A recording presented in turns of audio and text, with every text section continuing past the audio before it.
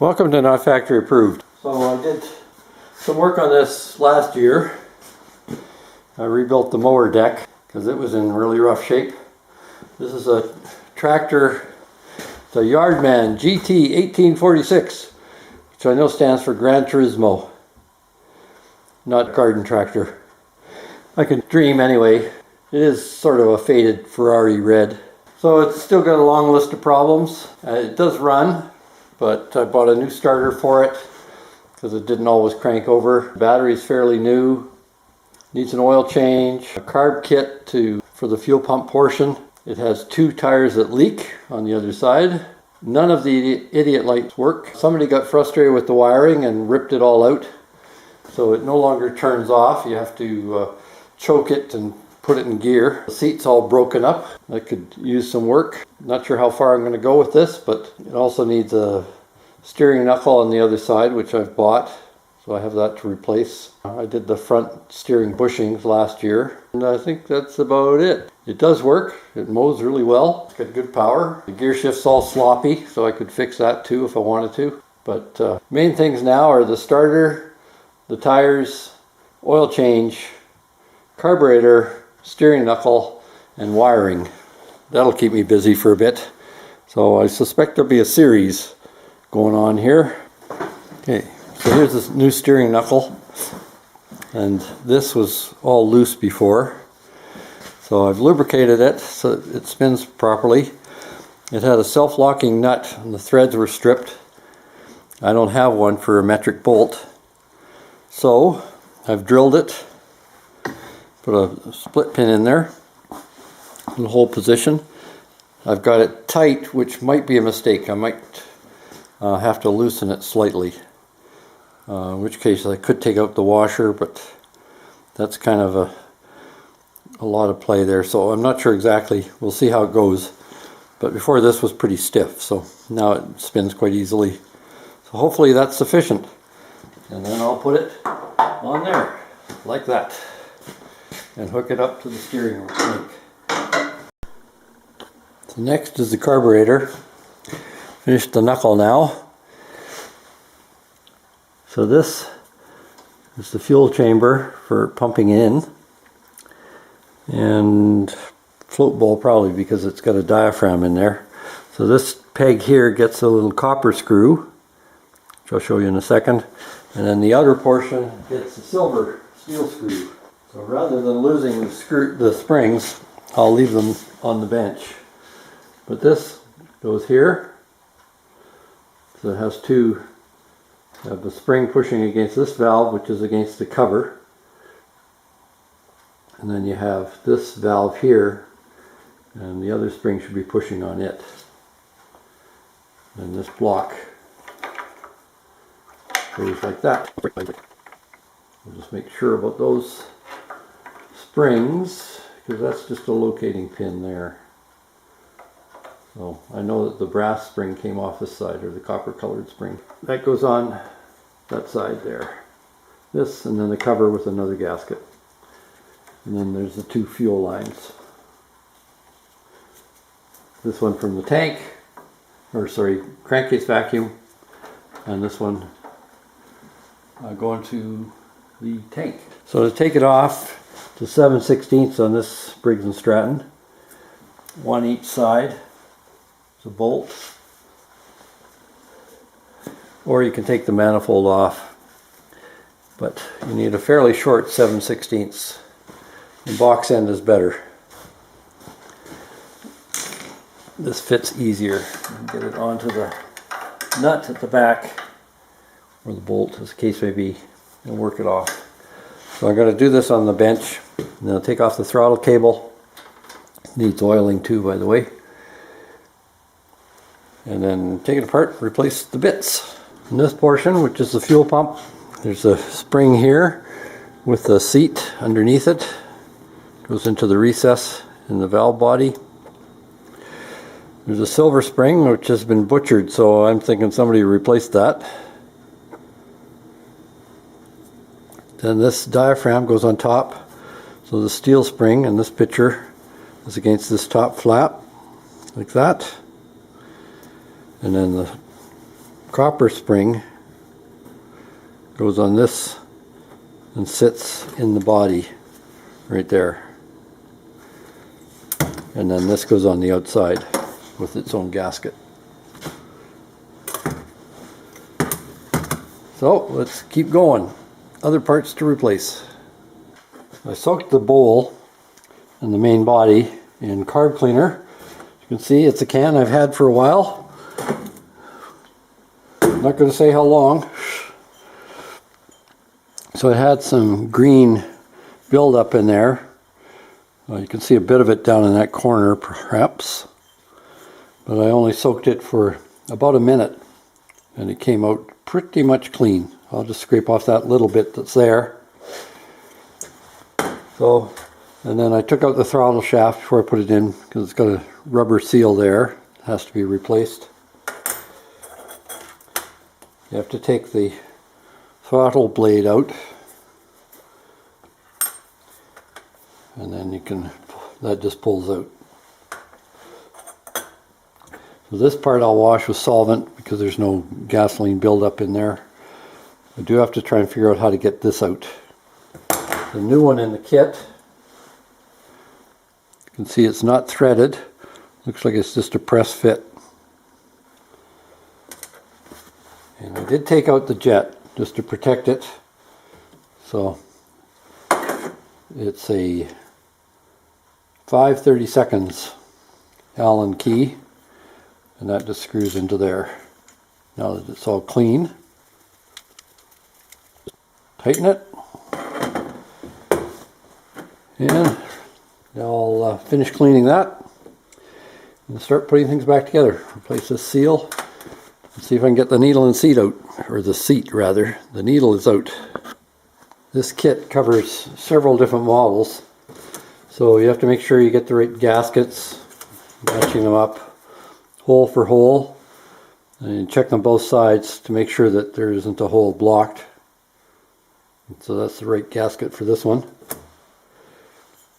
I put the jet back in and I put the sealing cap on. There's an O-ring at the base of this. Make sure that the groove inside that seats the O-ring is clean. This one was dirty. The mixture adjusting screw is to be replaced. So there's 3 of them. You have to make sure you get the right one. Go back in. Then I couldn't get the seat out of the carburetor. It wasn't leaking before, so I'm going to put it back in. I could drill that out, but that just seems like a little too risky to me. Could end up with all sorts of problems. You definitely don't want to drill too much out of there. So I'm going to leave that for now. If it's a problem in the future, I'll fix it then. And then I'll replace the O-ring here. The kit does have one for that. And then make sure you get the right springs and clips and so on in the right places. Other than that, it's part for part swapping. And it's not a very complicated carburetor, so take your time. Everything will go together. So I put the throttle butterfly valve back in. Make sure it goes in the right way. There's 2 stops, so it's kind of hard to put it in upside down. There's 2 stops there, so it could all go in. Turn it halfway, push that in, close it up, put in the screw and make sure it moves smoothly. It doesn't bind anywhere.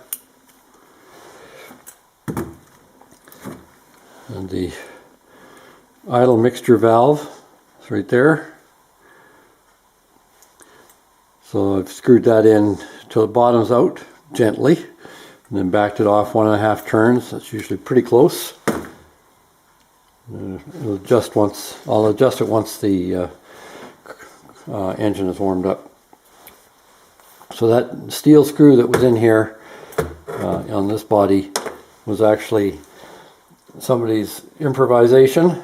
The 2 screws that, or the 2 springs that go in there, are copper colored. So I'll put those in carefully.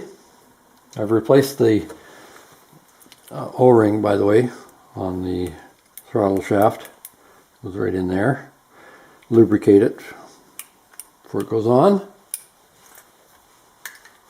So there. I've got the diaphragm and the gasket. This one is not for this kit. And this is the base gasket there. So let's finish putting it together. I think I'll do this without the gloves, since I can get into trouble real quick, and these springs are pretty small, so they'll go traveling. Having real trouble picking this up. Oh, I'll use an awl or a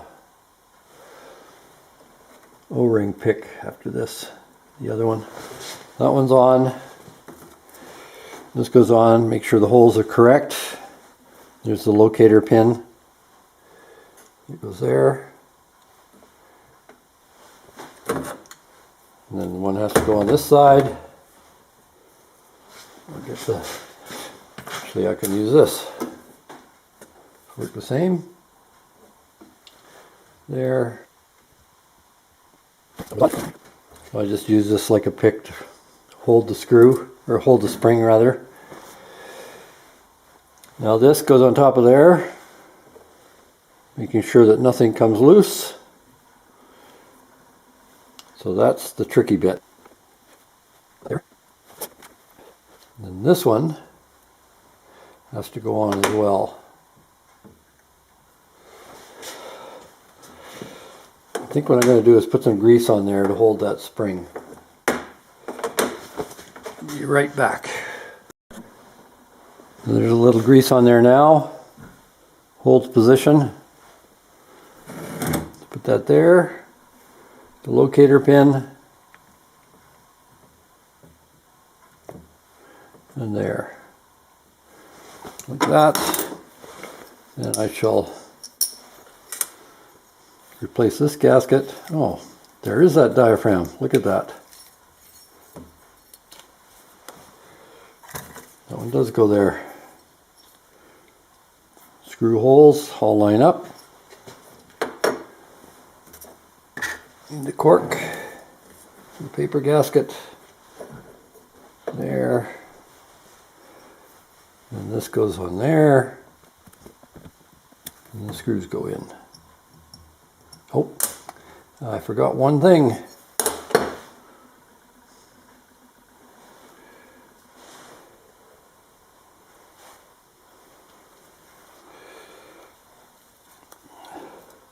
This has to have the seat and the spring. Here's the shiny one, right there. That has to go like that. So what I'm going to do is put the cover on, everything together that way, put the screws through it, hold it all together.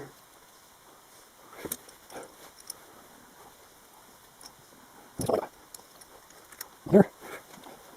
In theory,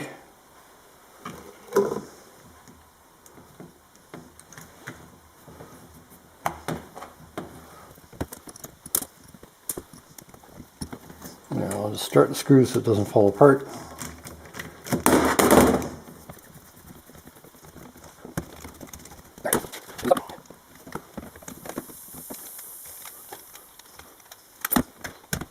Don't have to be real tight, but have to be fairly tight.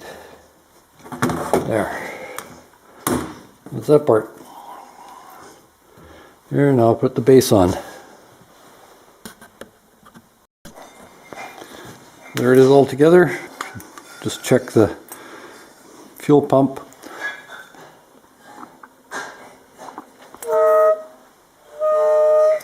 Blowing in, makes a tone.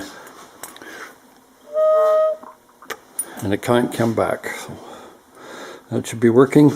We got the base to put on the two gaskets. Top gasket and air cleaner base. And put it all back together. Putting the starter on is a little tricky. It's got these fairly long bolts here. Bolt down into the motor. One of them is hidden up inside underneath. So what I did was I tried various ways to get it in there. The best way I found was I put this bolt hand tight which held the starter fairly close, and then I moved it a little bit like that so I could spin the bolt and get it down into the proper hole. It's in there now. So if I get it down a bit further by hand, then I can get a wrench in there and finish it off. Otherwise the flywheel has to come off, and that's a bit more of a pain.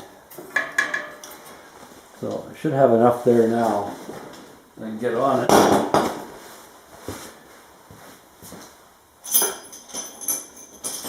So all the top housing has to come off.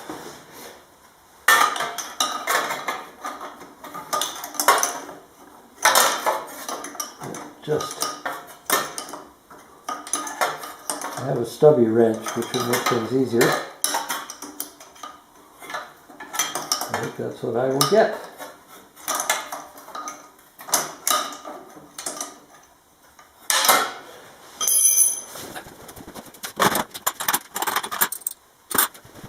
Here it is, 1/2 inch.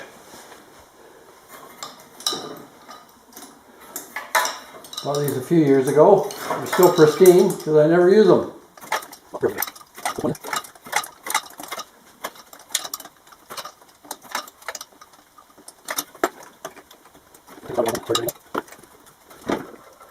And that didn't work at all. Just made things worse.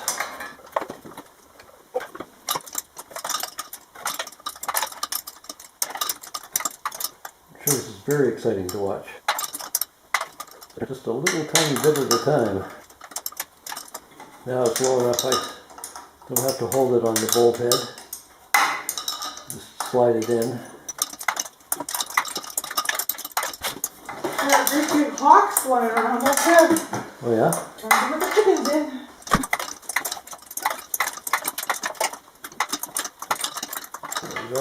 There we go.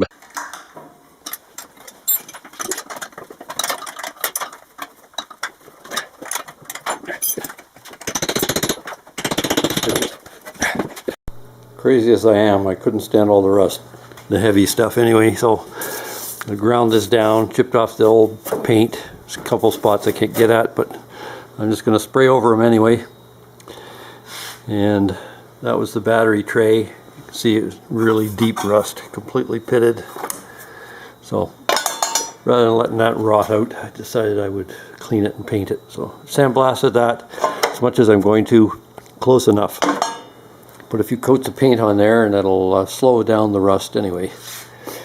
And other than that, I'll just mask off a few things and paint away.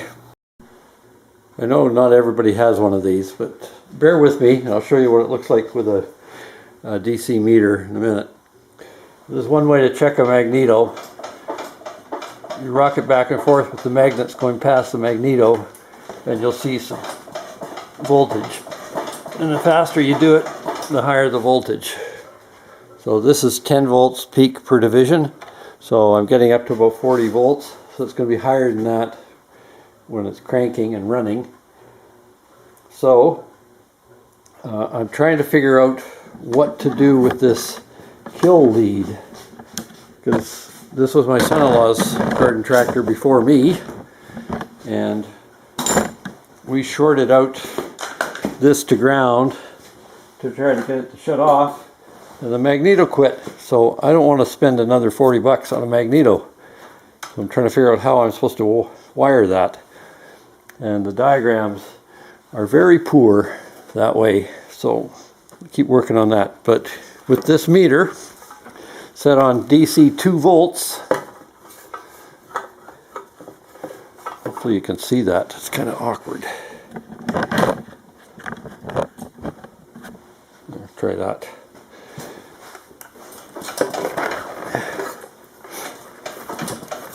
There you get a little bit faster I go, the higher the voltage. Still pretty low. Got it up to 6.4 before, but can't get there now with one hand. So you can get some indication from that as well.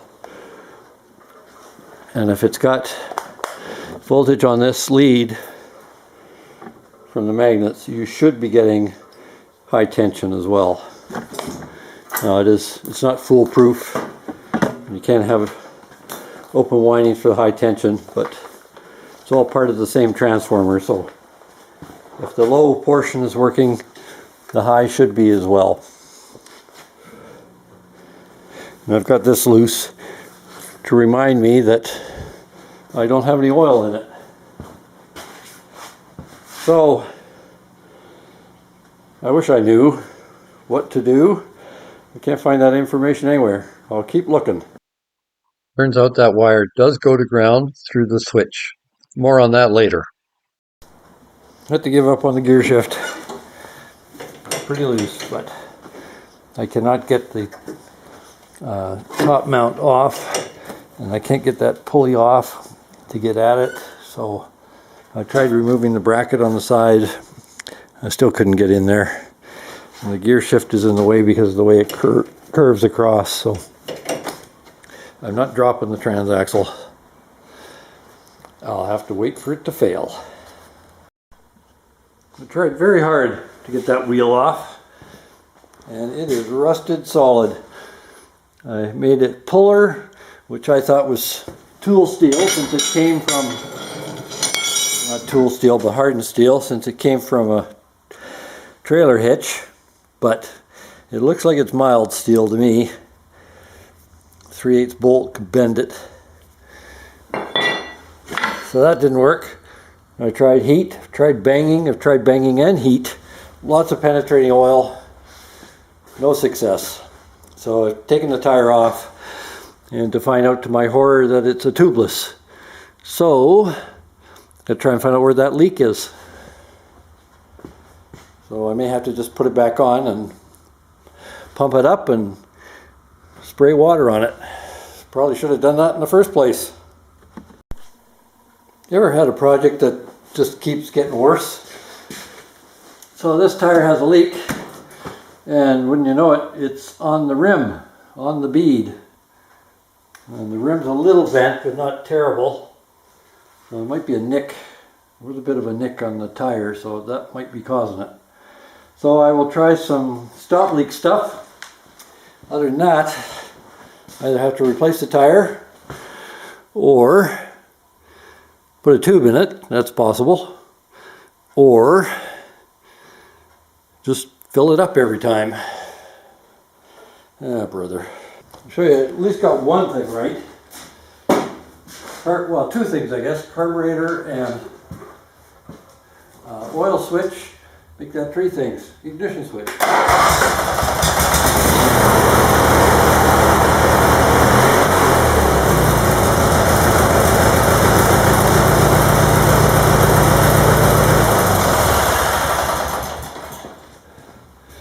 Now I don't have to stall it every time I want to turn it off. Most goals accomplished. Ready for the next year, 2, 3, who knows. But I even went crazy and waxed it. Waxed the fiberglass. Got rid of some of the oxidation.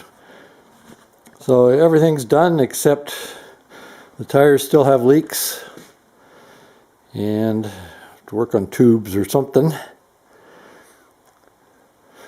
I wanted to get some stuff you spray into the tire, but couldn't find it, so it's ready for service anyway.